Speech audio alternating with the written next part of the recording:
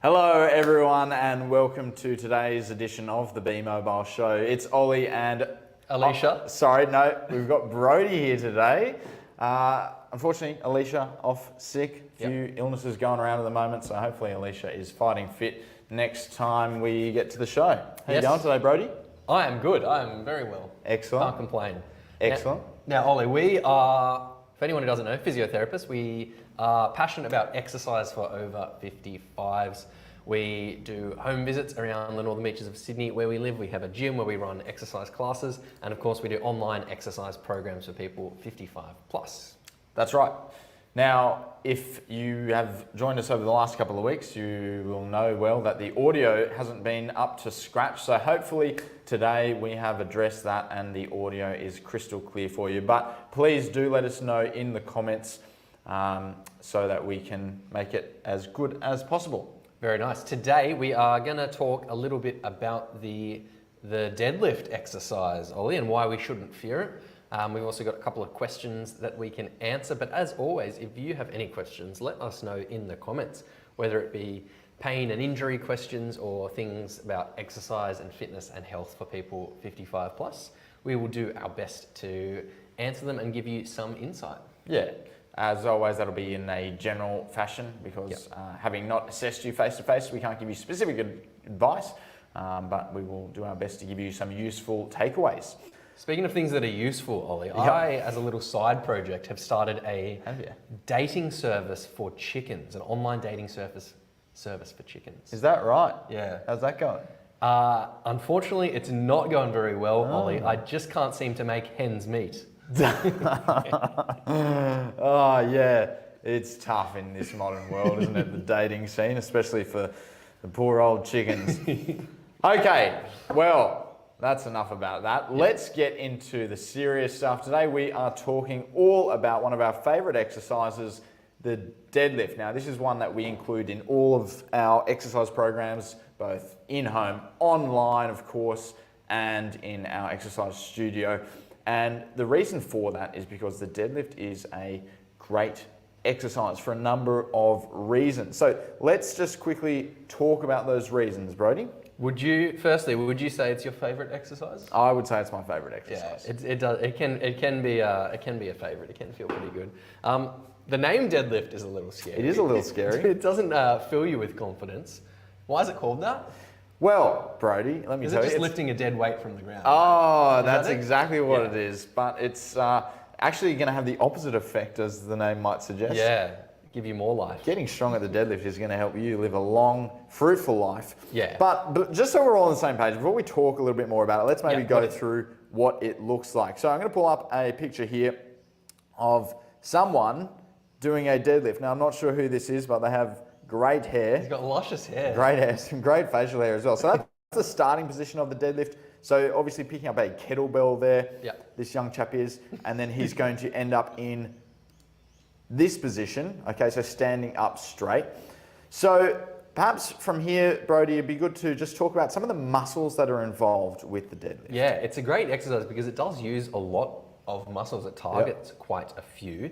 The main muscles that are sort of providing the movement are your gluteal muscles, the muscles of your bottom, and your hamstring muscles at the back of your thigh.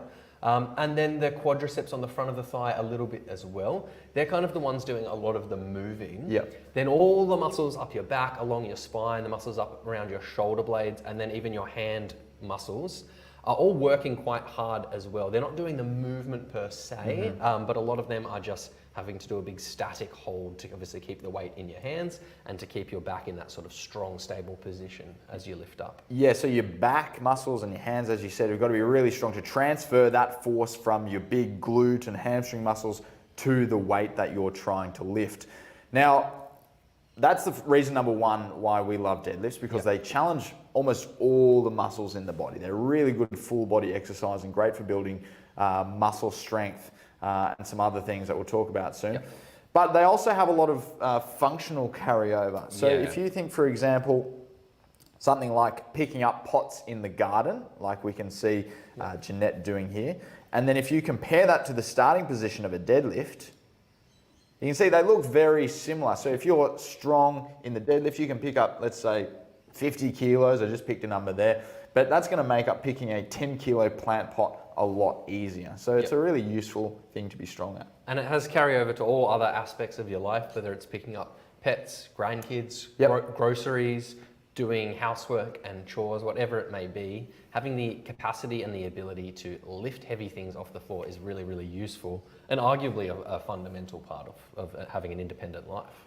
Yeah, absolutely, Brody. So there is some fear around the deadlift. For some, it is a concerning thing to undertake. And certainly there's some bad advice online about why you shouldn't deadlift or things that are dangerous about the deadlift. So we thought we'd myth bust some of that a little bit.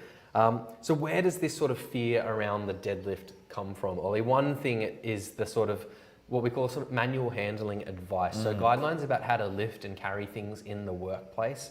I'm sure we've all heard of the things about keep your back straight, lift with your legs, etc. Those kind of messages are already sort of producing a lot of fear about that sort of the picking things up movement.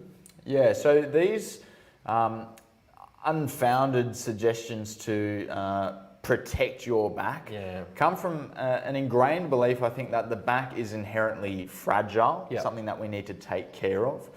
And that in itself probably stems from the really high rates of back pain. So we know that around 90% of people will experience an episode of back pain in their lifetime. So there's come about this belief that you need to look after your back. Now, the reality is not the case. The back is inherently strong.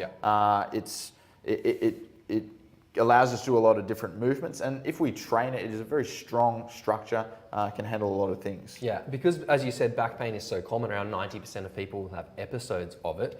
Often those episodes might come about or be associated with lifting something heavy, because as we just showed, yes, lifting heavy things does put load and strain on those back muscles, but that load and strain is not necessarily a bad thing. And we have research showing this, that the way people lift things and lifting heavy things is not a risk factor for back pain and is not actually associated with back pain, despite what sort of the common belief may lead, or what the sort of common sense approach may be. That actually doesn't seem to be the case, and the lifting things and lifting heavy things can actually be really safe and beneficial. Yeah, so there's this idea that you need to lift with a perfectly neutral spine, but as you said there, Brody, not necessarily the case. And in fact, there are studies showing that even if you have what looks like a perfectly straight back when you're lifting, there's actually a lot of what we call spinal flexion, or basically the back is bending to whenever we reach down to pick something up, no matter what it looks like to the naked eye. Yeah, so with all that being said, why might you have an episode of low back pain associated with lifting something? Why might that occur? There's a phrase we use often, Ollie, which is preparation trumps technique. And what we mean by that is what's more important than how you lift something, your technique, is how well prepared you are for lifting that. So if you basically never lift anything heavy, Ollie, you never do any sort of resistance training, never doing this deadlift exercise, and then you go and try and move a 10 kilo pot plant in your back garden, there's a chance you may strain your back, hurt your back, because you're just not prepared for that. But if you're twice a week doing your 25 kilogram deadlifts, smashing that, feeling good, you go out to lift that 10 kilo pot plant, it's going to be really easy to lift, and you're much less likely to hurt or injure your back. So you can see that preparation trumps technique, and being prepared for and doing that exercise regularly is what's going to give you the best chance at doing it successfully in life. Yeah, absolutely. And it's good to know that strength training is actually a very safe form of exercise. If you look across the literature, most studies suggest that strength training in all its various forms has an injury rate of 2 to 4 injuries per 1,000 participation hours. Yep. Okay, so that's very low. If you compare that to something like walking is about 0.7. Yep. Contrast that to something like playing soccer or football, it's about 60 injuries, okay? So it's a very safe form of exercise, and we're going to talk a little about the benefits and why it's important that you do your strength training, and in particular, big movements to challenge your whole body like the deadlifts. Yeah, so something just to emphasize that point, lifting weights, doing it deadlifts with heavy weights, has an injury rate that's a tenth or less than that of playing soccer or tennis or something like that. So yeah, we are talking really, really low injury rates overall. Absolutely. Let's get on to these benefits. So we've touched on this a little bit, but some of the benefits for why we should deadlift, Ollie. Okay, so number one is increased strength. We've talked a lot about that. So strength, the ability to produce force, that makes all your daily tasks easier. And it gives you a big buffer, what we call your physiological reserve. So let's say in 10 or 20 years' time,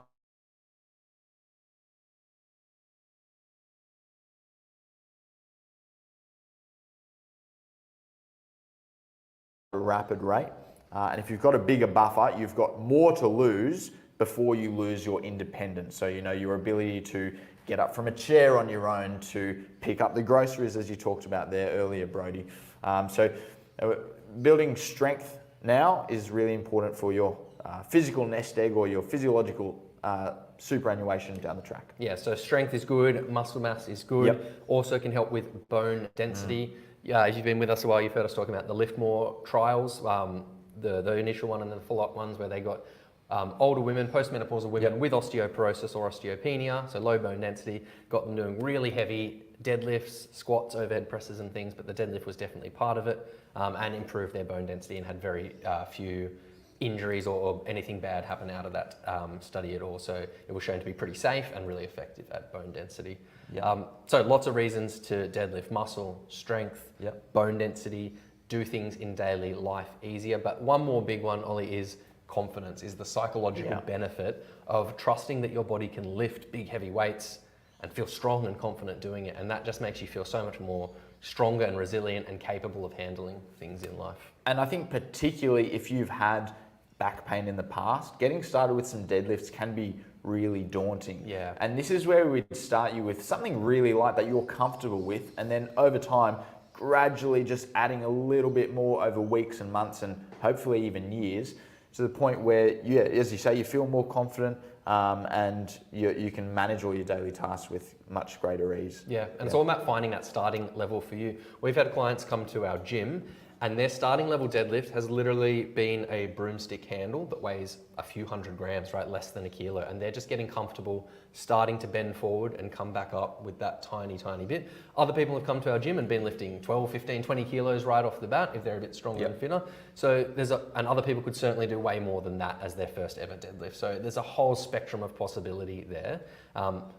It's all valid and right. It's just about what you're comfortable with, confident with, and appropriate sort of starting level for you. Yeah, absolutely.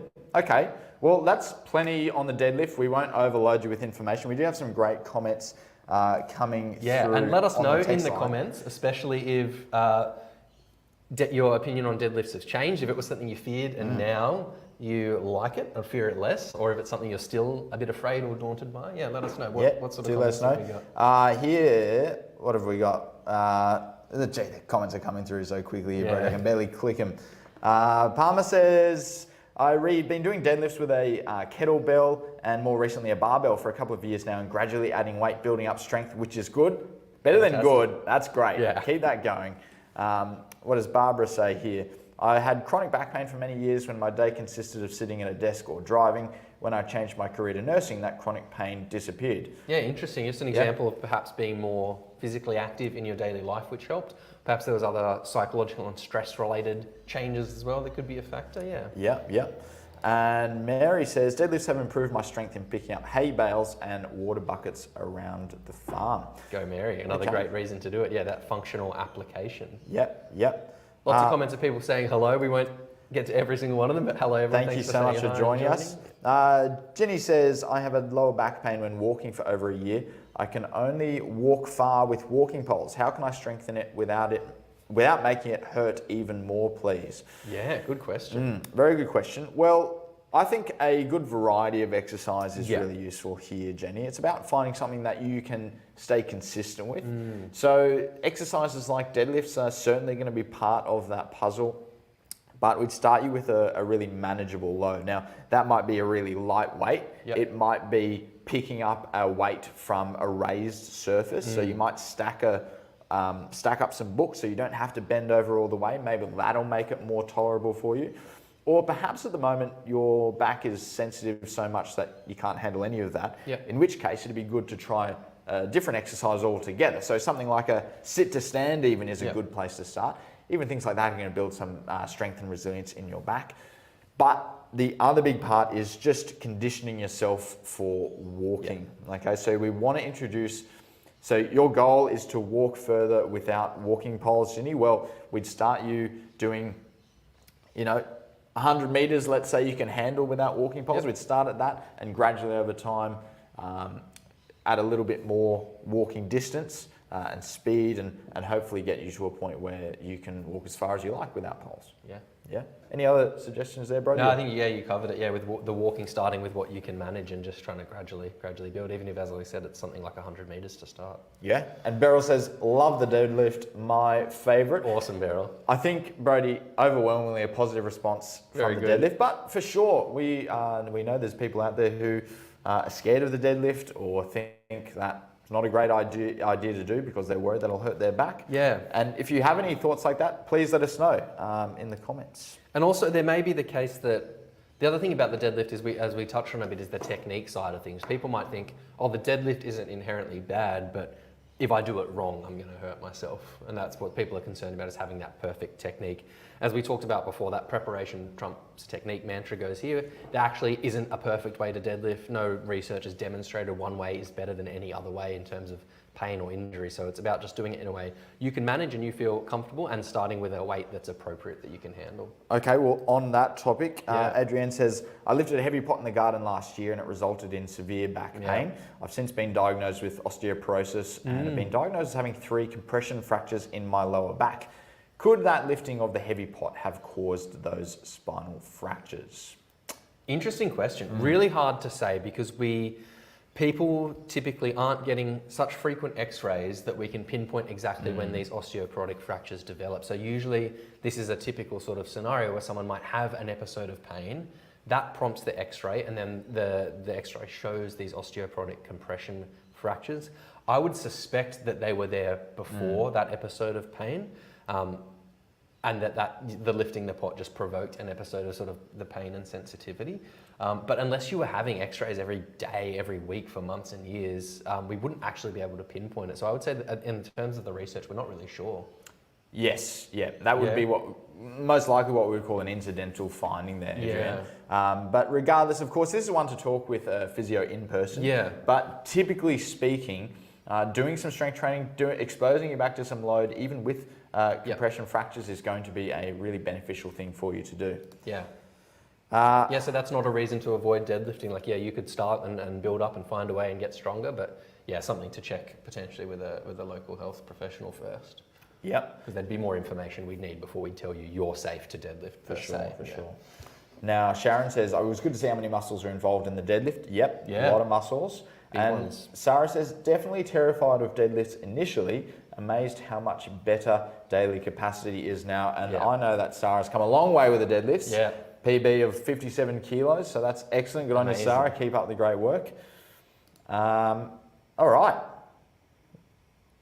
Yep, and Marion just giving some tips about the walking with poles.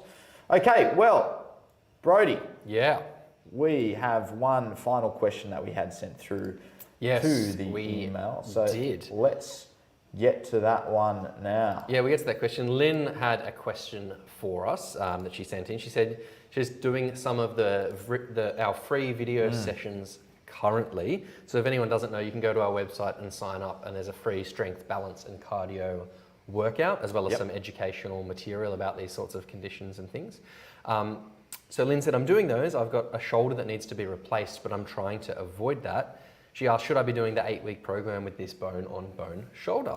And Lynn says, P.S. I can't do any overhead movements. So that's often the case with shoulder pain. This is probably the most demanding thing that we ask of our shoulder, reach the arm up overhead. So if you have shoulder pain, that one can become tricky. Now, of course, this is the sort of question that we get asked a lot. And what I will say is that we are aware that we have a lot of people coming into our programs who have issues, whether it's knee pain, whether it's shoulder pain, whether it's back pain even. So all our exercise programs are designed around being able to modify. So Yeah. we've got 2 physios on screen showing easier and harder versions, talking you through modifications. It sounds like an advertisement for Be Mobile here, but There's a very important reason we do that, is because we are very big proponents of just getting people exercising more. We say a phrase we use a lot is reducing barriers to exercise. So breaking down some of the things like that are stopping people exercise, and just giving people the encouragement that it's okay. If you can't lift your shoulders overhead, that's fine. Find something you can do. Modify in some way to use those muscles a little bit, use those joints a little bit. Find something you can do, because something is always better than nothing. Yeah, don't throw exercise out altogether. Don't throw strength training out altogether. Find ways that you can continue to keep getting the benefits, and hopefully we can find a way to make that tolerable and even enjoyable for you. I think that is the key. So could Lynn be doing our 8-week program or another similar exercise program of any kind? Yeah, of course, yeah. You can squat and deadlift and do all sorts of other things. There are even shoulder exercises you can probably do.